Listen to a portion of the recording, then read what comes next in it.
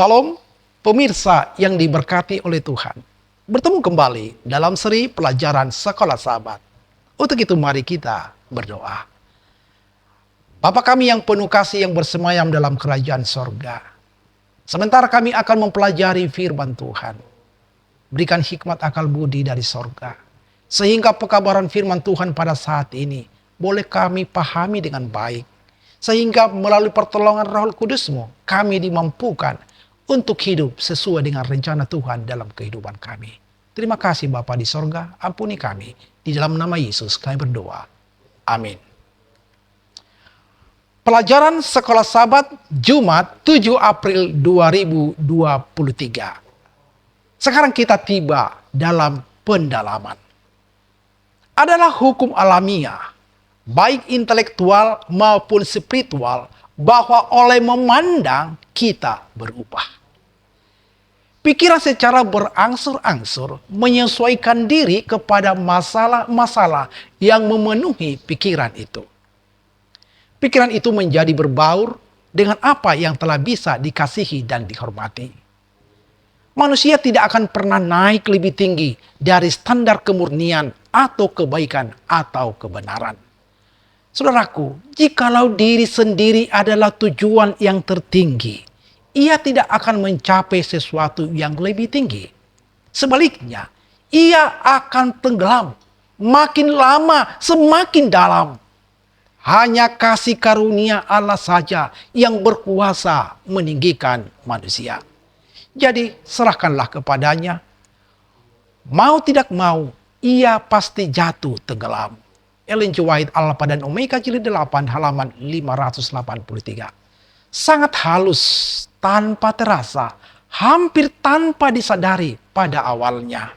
Karakter dan kepribadian kita berubah berdasarkan benih yang kita tanam di dalam pikiran kita.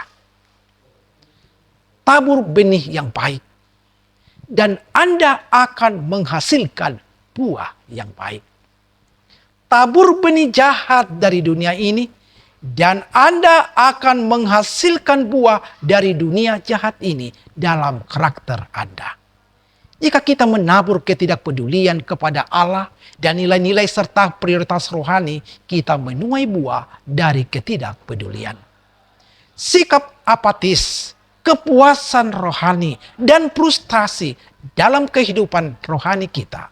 Inilah sebabnya mengapa mereka yang berpikir, ya, saya tahu bahwa sesuatu hari penganiayaan terakhir akan datang, tanda binatang dan sebagainya. Tetapi ketika itu terjadi, maka saya akan menjalaninya bersama, sedang memilih jalan yang sangat berbahaya. Tuhan memanggil kita sekarang, pada saat ini, untuk menyerahkan kehidupan kita kepadanya.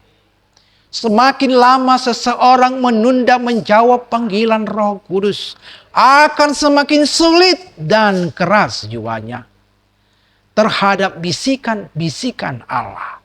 Semakin mudah untuk jatuh dan percaya kepada kebohongan sejahat. Saudaraku, pertanyaan untuk diskusi. Nomor 1, apakah hubungan antara diselamatkan oleh kasih karunia dan bertumbuh dalam kasih karunia dalam konteks dari Wahyu pasal 14 ayat 14 sampai 20 dan prinsip penuaian? Yang kedua, diskusikan unsur-unsur yang diperlukan untuk pertumbuhan tanaman dan bandingkan dengan pertumbuhan spiritual kita. Apakah persamaannya? Jadi, apakah yang dapat kita pelajari dari bagaimana tanaman bertumbuh yang dapat kita terapkan dalam kehidupan kita sendiri? Ketiga, apakah ada perbedaan antara kemampuan yang diberikan Tuhan untuk memilih dan kemauan keras? Mengapa memahami perbedaan ini penting bagi orang Kristen yang sedang bertumbuh?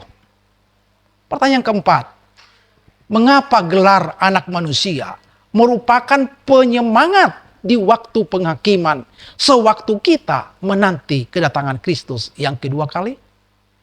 Mengapa hal itu sangat menghibur? Kalau kita menyadari bahwa seseorang manusia berada di atas sana mewakili kita dalam penghakiman? Demikianlah pendalaman yang perlu kita pelajari bersama. Kiranya Tuhan menolong kita. Tuhan memberkati. Kita berdoa. Terima kasih Bapa di sorga. Kami sudah menyelesaikan pelajaran sekolah Sabat pada saat ini. Oh Tuhan, kami mohon kepadamu. Biarlah Roh Kudus-Mu menjelaskan kebenaran firman ini. Agar kami seluruh pemirsa bisa memahami dan mengerti. Sehingga kami Tuhan boleh dipersiapkan untuk menunggu kedatangan Yesus yang kedua kali. Datanglah Tuhan Yesus, karena kami rindu untuk bersama Engkau di dalam kerajaan-Mu. Terima kasih Bapa di sorga. Inilah doa dan harapan kami. Di dalam nama Yesus kami berdoa.